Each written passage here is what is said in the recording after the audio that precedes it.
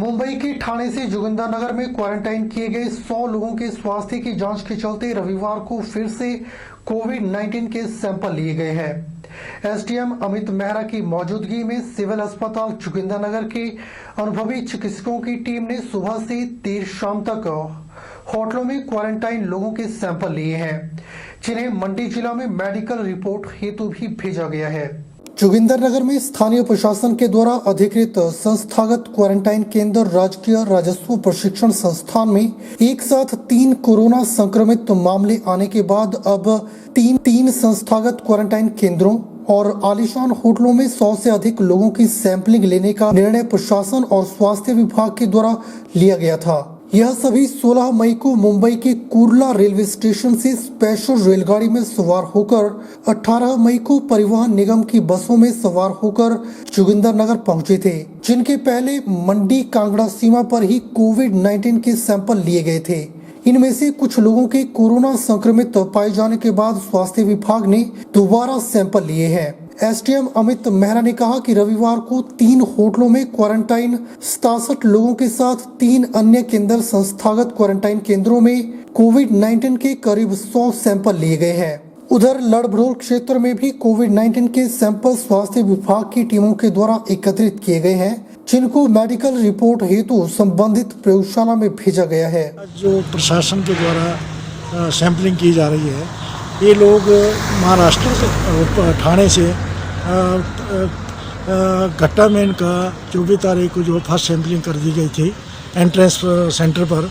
इसके बाद आज इनकी सैंपलिंग जो है दोबारा की जा रही है, जिसमें कि इंस्टीट्यूशनल इनको क्वारंटाइन किया गया था, जिसमें एचयू में 2 होटलों में इनका इंस्टीट्यूशनल क्वारंटाइन किया गया था। एक जो है यहाँ आस्तीप होटल में इंस्टीट्यूशनल क्वारंटाइन किया गया है, और 4th जो है वो इंस्टीट्यूशनल क्वारंटाइन जो है Ayurvedic pharmacy girls hostel Jogindernagar में किया गया है, बहुत रोड में। जिसके हेल्थ आजकल मेडिकल टीम, जिसके जो टीम लीडर हैं डॉक्टर शेरिंग, वो आज जो है अपनी टीम के साथ इनका सैंपलिंग कर रहे हैं, और रिपोर्ट जो है इनकी आज लाल बहादुर शास्त्री मेडिकल कॉलेज भेज दी जाएगी। रिजल्ट आने पर जो है डिस्ट्रिक्ट मजिस्ट्रेट द्वारा इसका बता दिया जाएगा। शनिवार को लड़भड़ोल क्षेत्र में भारी बारिश के साथ आंधी तूफान भी चला। लड़भड़ोल की ग्राम पंचायत ऊटपुर के तैण गांव में एक व्यक्ति के घर की छत पर अखरोट का पेड़ गिर गया। इस व्यक्ति का नाम है राजेंद्र चौहान। यह हादसा रात को पेश आया। राजेंद्र का परिवार खाना खाकर सोने के लिए जा रहा था कि रात को 10 बजे के करीब अखरोट का पेड़ उनके घर की छत पर आ गिरा, जिसके चलते इनकी छत के सली टूट गए और मकान में दरारें आ गई। एक तरफ बिजली नहीं थी तो दूसरी तरफ रात के समय घर पर पेड़ गिरने के कारण इनके परिजन घबरा गए और रात अपने चाचा के घर में बिताई। मकान मालिक राजेंद्र चौहान ने बताया कि रात को 10 बजे के करीब वे सोने के लिए जा रहे थे तो बाहर से जोर की आवाज आई। छत से वे बाहर निकले तो देखा कि अखरोट का पेड़ इनके घर की छत के ऊपर गिर गया है और मकान में दरार आ गई है, और उन्होंने रात अपने चाचा के घर बिताई। तो 10 बजे के आसपास भाई हम घर में खाना खा के सो ही गए थे कि घर में अचानक एक आवाज़ आई। हम परिवार के साथ बाहर निकले तो हमने देखा कि हमारे घर के ऊपर एक पेड़ गिर गया है, और फिर हम बच्चे के साथ दूसरे घर में चले गए, वहाँ रात काटी और देखा कि इसमें एक घर में पूरे नुकसान हो गया, घर में दरार आ गई है। योग आज से ही नहीं अपितु हजारों वर्षों से चला आ रहा है। प्राचीन समय में बड़े से बड़े गुरु महागुरु भी योग साधना के द्वारा हजारों साल जीवन जीते थे। आजकल के समय में जिस तरह से हमारी जीवन शैली हो गई है, ऐसे में जरूरी हो गया है कि हम योग को अपनाएं। मंडी जिले के लड़भड़ोल तहसील के मंगडोल गांव के निवासी धर्म सिंह सकलानी ने साइबर योग में अपनी एक अलग पहचान कायम की है। धर्म सिंह लगभग 18 वर्ष पूर्व स्वयं योग से जुड़े हैं और कई वर्षों से दिल्ली में रहते हैं। इन्होंने योग को जन जन तक पहुंचाने का प्रयास किया है। इन्होंने भारतवर्ष के कई स्थानों में जाकर योग सिखाया है। इनका मानना है कि भागदौड़ भरी जिंदगी में लोगों के पास समय का बहुत अभाव है। इस समस्या को ध्यान में रखते हुए इन्होंने कुछ ऐसे सरल अभ्यास बताने शुरू किए जिन्हें कोई भी अपनी व्यस्त दिनचर्या में आसानी से शामिल कर सकता है। इनके द्वारा बताए गए योग अभ्यासों का अनुसरण करते हुए हजारों की संख्या में लोगों ने कई तरह के रोगों से छुटकारा पाया है। अनगिनत लोगों ने तनाव मुक्त और स्वस्थ जीवन के लिए साइबर योग के अभ्यासों को अपनाया है। आजकल साइबर योग गुरु धर्म सिंह इन दिनों अपने गांव में है और यहां सोशल डिस्टेंसिंग के नियमों का पालन करते हुए योग के विस्तार कार्यक्रम को इन्होंने जारी रखा है। धर्म सिंह ने बताया कि कोरोना किसी को भी हो सकता है, इससे बचने हेतु योग को अपनाएं। योग अच्छा तरीका है जो शरीर की रोग प्रतिरोधक क्षमताओं को बढ़ा सकता है।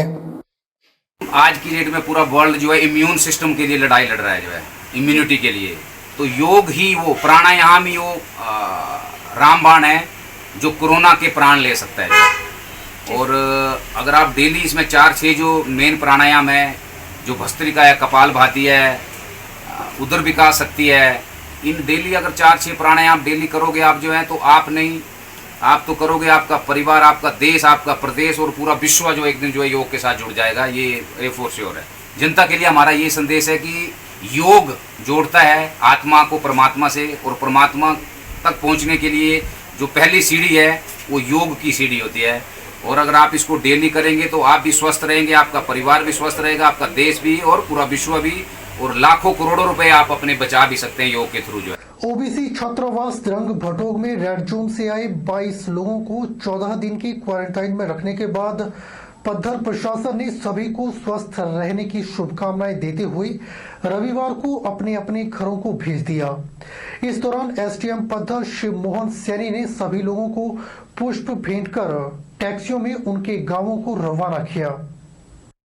ओबीसी हॉस्टल में जिला के 22 लोगों को 18 मई को क्वारंटाइन में रखा था। सभी के 2 बार मेडिकल टेस्ट हुए और रिपोर्ट नेगेटिव आने पर सभी को होम क्वारंटाइन भेज दिया। एसडीएम ने होम क्वारंटाइन में परिवार के साथ रहने के भी उन्हें टिप्स दिए। उन्होंने कहा कि वैश्विक महामारी कोरोना से जंग जीतने को जो सहयोग प्रशासन को दिया, 14 दिन की होम क्वारंटाइन में अपने परिवार के सदस्यों को भी ऐसा ही सहयोग दें। सभी 22 लोगों को द्रंग भटोग से रविवार को रवाना किया है। हॉस्टल में क्वारंटाइन रहे रियांश धीमान ने सभी साथियों की ओर से घर की तरह माहौल देने, खान पान, रहने की माकूल सुविधा देने के लिए पद्धर प्रशासन सदस्यों का तहे दिल से आभार व्यक्त किया। शिमला जिला के रामपुर उपमंडल मुख्यालय के पाठ बंगला मैदान में क्षेत्र के सभी ऑटो और टैक्सियों को सैनिटाइज किया गया। इस दौरान चालकों को एसडीएम रामपुर नरेंद्र चौहान ने जरूरी दिशा निर्देश भी जारी किए। उन्होंने बताया कि जैसे ही टैक्सियां और ऑटो चलाने के निर्देश सरकार की ओर से मिलते हैं, उसके बाद चालकों को कोरोना संक्रमण का ख्याल रखते हुए शर्तों के साथ वाहन चलाने होंगे। एसडीएम नरेंद्र चौहान ने ऑटो में सवारियां बैठाते हुए संक्रमण न हो, इसे लेकर ऑटो के भीतर कुछ बदलाव के निर्देश भी दिए। उन्होंने चालकों को बताया कि कोरोना संक्रमण से बचाव का सबसे सुरक्षित और कारगर तरीका सामाजिक दूरी, मास्क लगाना और समय समय पर वाहनों को सैनिटाइज करना है। इस दौरान देश की सबसे बड़ी भूमिगत परियोजना निर्माता एसजेवीएन की नाथपा झाकड़ी पावर स्टेशन के अधिकारियों ने सभी वाहनों को सैनिटाइज करते हुए कोरोना के बचाव के टिप्स भी दिए।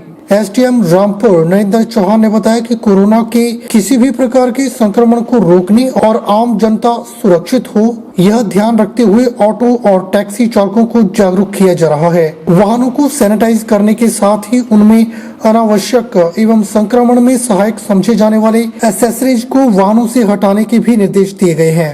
किसी भी प्रकार के संक्रमण के खतरे को रोका जा सके और आम जनता की जो है सुरक्षा सुनिश्चित की जा सके, यही हमारा आज के इस कार्यक्रम का उद्देश्य है।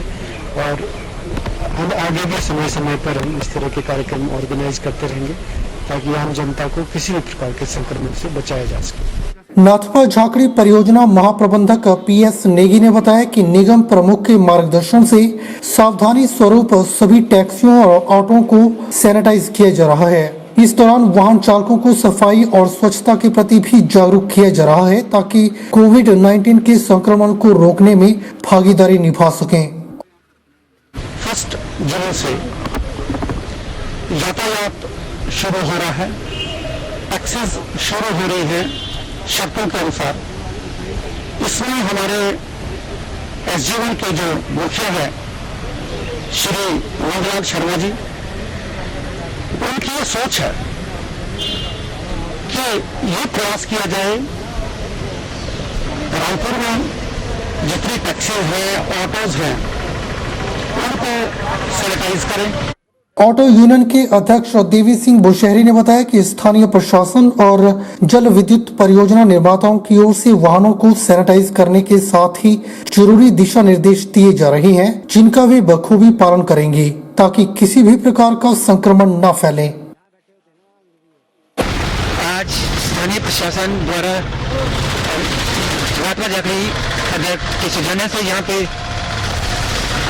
ऑटो टैक्सी को सैनिटाइज किया जा रहा है, तथा जिसमें हमें सामाजिक दूरी और सोशल डिस्टेंस के साथ पब्लिक को सेवा देने के लिए, पब्लिक की सुरक्षा देने के लिए प्रशासन द्वारा निर्देश दिए जा रहे हैं, तथा हम उनका पूर्ण रूप से अनुपालन करेंगे। रविवार को अधिकांश दुकानें बंद होने के कारण मंडी शहर के बाजारों में लोगों की बहुत कम भीड़ देखने को मिली। सब्जियों और दवाइयों की दुकानों को छोड़कर सारी दुकानें बंद रही। गिने चुने लोग सब्जियों की खरीदारी करते हुए नजर आए। वहीं सोमवार 1 जून से बस सेवाएं शुरू होने को लेकर आम लोगों में खुशी की लहर देखने को मिली।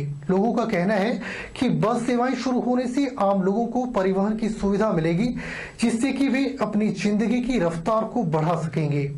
कि संडे के दिन दुकानें ज़्यादा बंद रहती है और थोड़ी सी दुकानें खुली होती है, जैसे हॉस्पिटल वगैरह की और सब्जी वगैरह की, ये दुकानें खुली रहती है। इससे आज शांत वातावरण है, जिससे कोई ऐसे घटना की भी कोई गड़बड़ नहीं होती है। ऐसा है, चलो गरीब आदमियों के लिए या मजदूरों के लिए, सबके लिए बसें बड़ी ज़रूरी है। इससे ऐसा है, जो कहीं भी फंसे हुए हैं वो भी अपने अपने घर आ सकते हैं, जा सकते हैं। इसका बहुत लाभ होगा। मैं अखबार वगैरह बांटता हूँ और बस स्टैंड में बेचता भी हूँ। इससे मुझे भी फ़ायदा है, चलो 2 रोटी बन जाती है। ऐसे मेरा भी कुछ काम नहीं है, अखबारें बांटने से क्या बनेगा, 100 रुपया बनता है। इससे ऐसा है, थोड़ा बहुत बन जाएगा और मेरा भी रोटी का धंधा जो है वो चल पड़ेगा। हमारे हिसाब से तो लॉकडाउन होना चाहिए। अभी जिस तरह से हालात बन रहे हैं, जैसे बिलासपुर में हुआ, अभी केसेस बढ़ रहे हैं, उस हिसाब से लॉकडाउन 5 होना चाहिए। लॉकडाउन 5 में बस पूरी तरीके से चलनी चाहिए, क्योंकि हिमाचल प्रदेश में बहुत से ऐसे लोग हैं जिनके पास गाड़ी की सुविधा नहीं है। काफ़ी पहाड़ी एरिया है, और जो टैक्सी वाले हैं वो 100 की जगह 500 ले रहे हैं, 1000 ले रहे हैं। अगर बसों में किराया अगर 5 या 10 होता है तो उसमें भी कोई बड़ी बात नहीं है, क्योंकि अगर व्यक्ति 100 का 200 देगा, उससे अच्छा होगा 10 का 20 रुपये दे दे, वो तो ठीक है। HP24/7 के इस अंक में फिलहाल इतना ही। अब मुझे दीजिए इजाजत और आप बने रहिए HP24/7 के साथ। नमस्कार।